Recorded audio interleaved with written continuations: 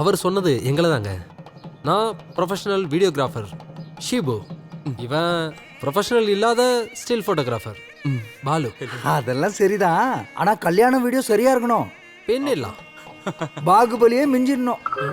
அது சரி, அது யாரு? ஆ? ஓ, உங்க முதலாளியா? இவனா? இவன் ஒரு லைட் பாய்.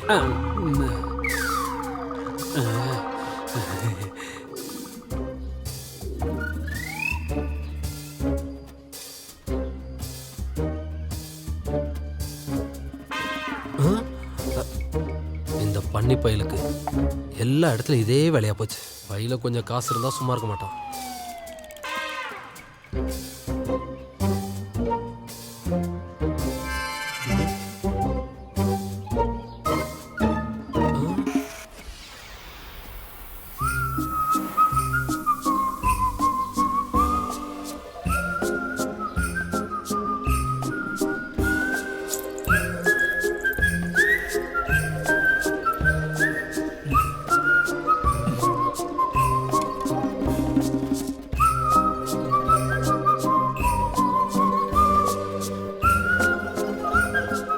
அது அந்த பொண்ணை உங்க தங்கச்சி மாதிரி பார்த்தா போதும், சரியா? அதேதான் உனக்கு நான் சொல்றேன். வைக்கிற உனக்கு ஆப்பு. அண்ணா பசிக்குது. அதுக்காக இல்லண்ணே. என்னடா?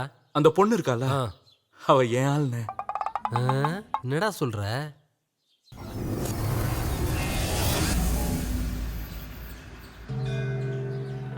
அழகா இருக்காளே. ஓகே.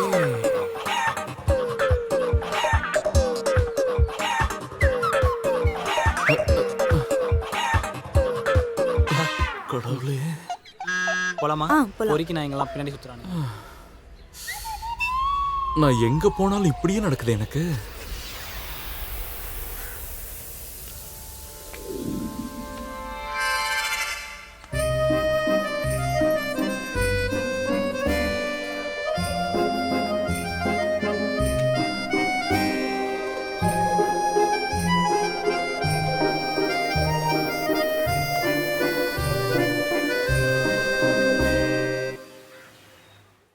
அன்னையில இருந்து சாப்பாடு தூக்கம் எதுவுமே இல்லாம அவ பின்னாடி சுத்திட்டு இருக்கேன். அதனாலதான் உங்ககிட்ட சொல்றேன். அண்ணன், அவ உன் தங்கச்சின ப்ளீஸ். அதேதான் நானும் உங்ககிட்ட சொல்றேன். இனிமே நீ அவளை தங்கச்சியா பார்க்கணும். என்னது? அப்படின்னா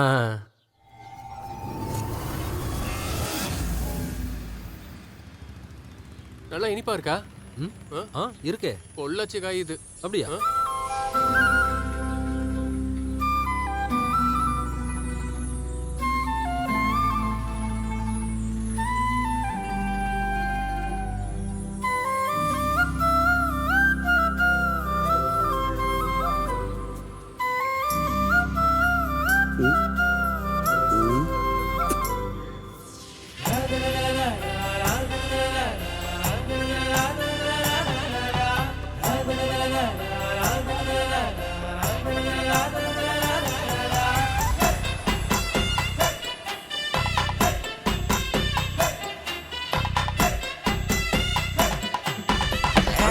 அவ்வளவுதானே? அவ ஒண்ணும் உங்ககிட்ட வந்து ஐ லவ் யூலாம் சொல்லல. அப்படி இல்லடா. நீங்க வேணா பாத்துட்டே இருங்க, நான் அவளை மடிச்சு என் பாக்கெட்ல போடுறேன். அந்த பாக்கெட் என்னோட தான் இருக்கும். ஐயே, என்னண்ணா இப்படி எல்லாம் பேசுறீங்க? பொறுமையா சொன்னா உங்களுக்கு புரியாதா? இல்ல, இங்க பாரு, நான் உன்கிட்ட ஒரு சீரியஸான விஷயம் சொல்லணும். 3-4 மாசம் ஆச்சு வாடகை கொடுத்து. இதுக்கு மேல கொடுக்கணும்னா உதச்சுதான் வெளியே அனுப்புவாரு. என் சித்தப்பா என்ன மாதிரி இல்ல, அவன் ஊரையே வித்துருவான். முதல்ல அதுக்கு ஒரு வழியை பாருங்க, அதுக்கப்புறம் பாத்துக்கலாம் கல்யாணம் ஃபர்ஸ்ட் நைட் இதெல்லாம். டே அலீம், நீ என்னடா ஒரு மாதிரி வெறுப்பா பேசுற? உனக்கு எங்க நிலைமை தான் நல்லா தெரியும்ல. ஏதாவது வழி பறக்கும், அப்ப எல்லாம் சரியாயிரும். எங்களுக்கு நீ தானடா இருக்க, உன் சித்தப்பா தானே, ஏதாவது சொல்லி அட்ஜஸ்ட் பண்ண. என் சித்தப்பாவில் அட்ஜஸ்ட் பண்ண முடியாது, வேற ஒரு வழி இருக்கு. முகேஷ், ஒரு வழியே எனக்கு தெரியலண்ணா, என்ன பண்றதுன்னு எனக்கு புரியல.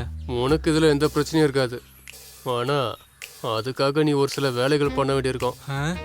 அதுக்காக நான் இப்ப என்ன பண்ணணும்? டேய், ஏன் லாட்ஜில் இப்போ தங்கிட்டு இருக்கிறது சினிமாக்காரங்க. இந்த விஷயத்தை யார்கிட்டயும் நான் வெளியே சொன்னதில்லை. அவங்க மாறு வேஷம் போட்டு தங்கிட்டு இருக்காங்க.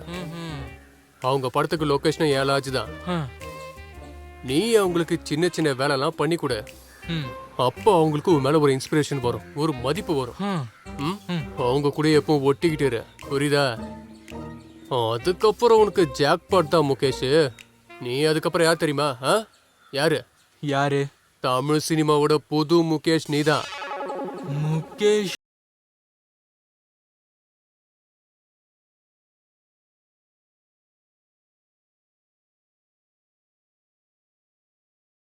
அது நான் முகேஷ் மாதிரி எப்படி ஆகுதுன்னு கனவு கண்டுகிட்டு இருந்தேன். எப்படி இருந்தது? ஒரு ரஜினி மாதிரியோ இல்ல கமல் மாதிரியோ. டேய் போடா, அதெல்லாம் வேண்டாம். முகேஷ் தான் நல்லா இருக்கு. அப்பதான் எதிர்காலத்துல உன்னால நிக்க முடியும், ரொம்ப பெரிய ஆளா வருவ. சரி அதெல்லாம் விடு, மேட்ருக்கு வருவோம்.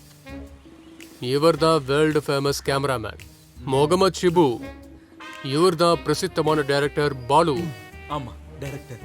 அவர் தான் வருத்தப்படாத கோடீஸ்வரர் நெல்லை மணி. அது என்ன வருத்தப்படாத? அது அது வந்து எனக்கு எக்கச்சக்கமான சொத்து இருக்குல்ல, அதுவும் இல்லாம எனக்கு 3 போட்டு ஜெட் இருக்கு. ஆமா, ஓட்ட ஜெட். இல்ல அப்படி இல்ல, சாரோட போட்டு ஜெட்டை பத்தி எங்களுக்கு நிறைய தெரியும்னு சொல்ல வந்தேன். ஆமா, நம்ம இந்த பையனுக்கு ஒரு சான்ஸ் கொடுத்தா என்ன? கேமராமேன், எஸ், அவங்களுடைய லுக்கு கொஞ்சம் பாருங்க. பாத்தரலாம்.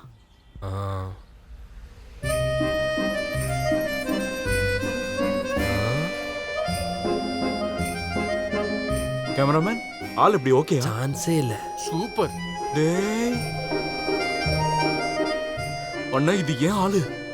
மூடுறா, நான் முடிவு பண்ணிட்டேன். என்னோட இல்லத்தரசி இவதான்டா. அண்ணா நான் ஒன்னும் அந்த மாதிரி கிடையாது. ஐயா, இவனை பாரு. போடானா.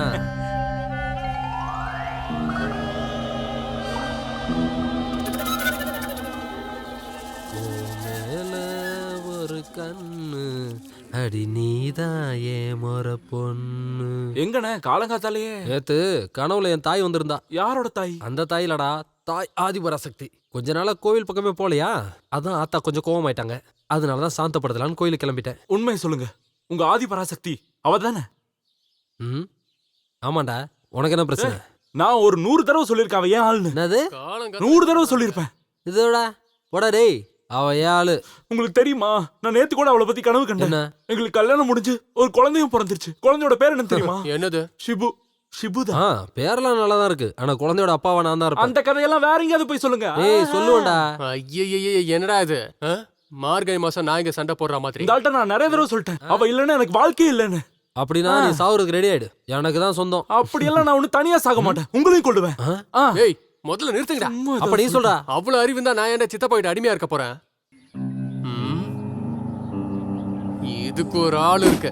ஆமா, அவர் சொன்ன பிரச்சனையை தீர்த்து வைக்கிற ஆளு இந்த அடியேன் தான். சொல்லுங்க, என்ன உங்களுக்கு பிரச்சனை? என்ன இது போக? போகதான் பிரச்சனை, பயப்பட வேண்டாம். அது சாமிக்கு ஒரு பில்டப்புக்காக. சாமி இல்ல, ப்ரொஃபசர். Professor trouser. ஓ, மன்னிச்சிடுங்க. சொல்லுங்க, என்னதான் பிரச்சனை? எனக்கு வாழ்க்கையில எழுச்சியே இல்ல டாக்டர். அதான் பிரச்சனையா? அதுக்கு ஒரு வழி இருக்கு. இதோ இதுதான் சிட்டுக்குருவி லேகியம். இது சாப்பிட்டா சரியாயிடுமா? இது ஒரு தடவை சாப்பிட்டீங்கன்னா எழுச்சி தளர்ச்சியே இல்லாம வரும். அது எப்படி? சோலி முடிஞ்சிரும். என்ன? உங்களை சொல்லல, வியாதி தீந்துரும். இத முதல் தடவை சாப்பிடும் போது இது உங்க தூக்கத்தையே கெடுத்துரும்.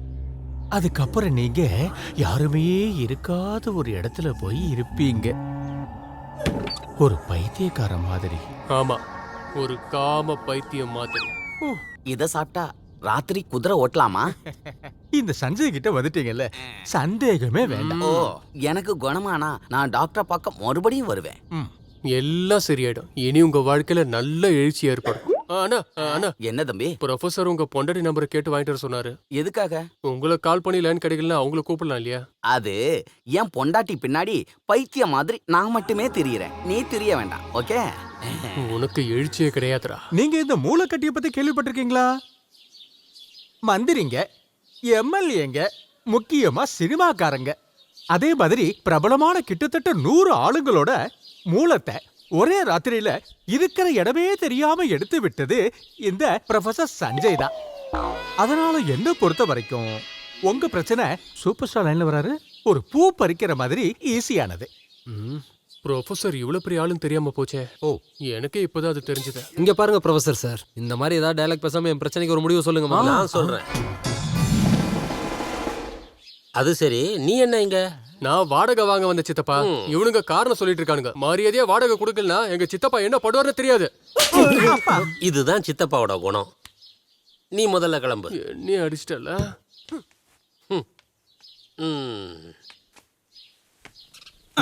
அப்பா, பசங்களா போய் வாடகை எடுத்துட்டு வாங்க. அண்ணா ஒரு 2 நாள் டைம் கொடுத்தீங்கன்னா. முடியாது தம்பிங்களா, வாடகை இப்ப கொடுக்கலன்னா இந்த நிமிஷமே வெளியே போயிருங்க. அண்ணன் என் செல்ல அண்ணன், என் சொந்த அண்ணன் மாதிரி தானே பாக்குறோம். அண்ணன் நுண்ணன்னு சொல்லிட்டு முதல்ல வாடகை கொடுங்கடா.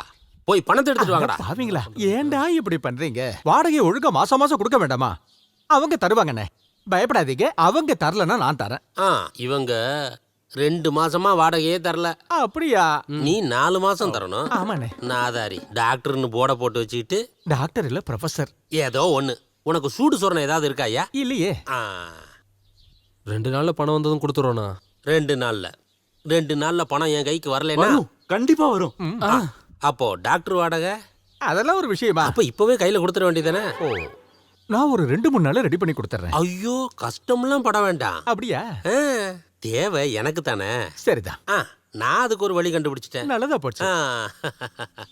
தம்பி உள்ள வாப்பா. இவன் பேர் ராஜா. என்ன பார்க்க வந்திருக்காரா? ஐயோ, ராஜா இல்லனா ராஜீவ். அதெல்லாம் இப்ப பிரச்சனை இல்லை. அப்புறம் நான் சொன்ன மாதிரி இன்னையில இருந்து இவர் இங்க தான் இருப்பாரு. அதெல்லாம் முடியாது. இங்க மந்திரம் தந்திரம் எல்லாம் நடக்குது. இன்னொரு ஆள் வந்து ஆத்தா கோச்சுக்குவால.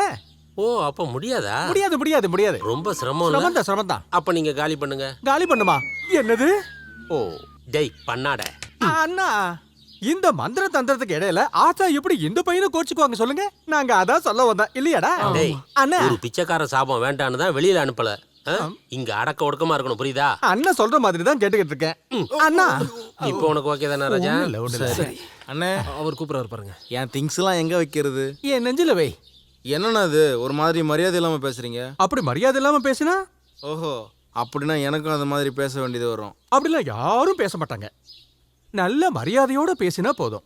நாம 2 பேரும் ஒத்துமையா ஒரு தாய் மக்களா ஒரு பிரச்சனை இல்லாம வாடுவோம். தம்பி, உங்க திங்ஸ் அங்க வைங்க. எல்லாம் என் தலை எழுத்து. ப்ரொஃபசர், என்ன எங்க பிரச்சனைக்கு ஒரு முடிவு சொல்லுங்க. இப்போ உங்க விஷயம் அது ஒரு பிரச்சனையே இல்ல. அவளுக்கு யார பிடிச்சிருக்குங்கறத முதல்ல கண்டுபிடிக்கணும். அந்த பொண்ணு மனசுல என்ன இருக்குன்னு முதல்ல பார்க்கணும். அதுக்கப்புறம் உங்க விருப்பத்தை அந்த பொண்ணு கிட்ட சொல்லணும்.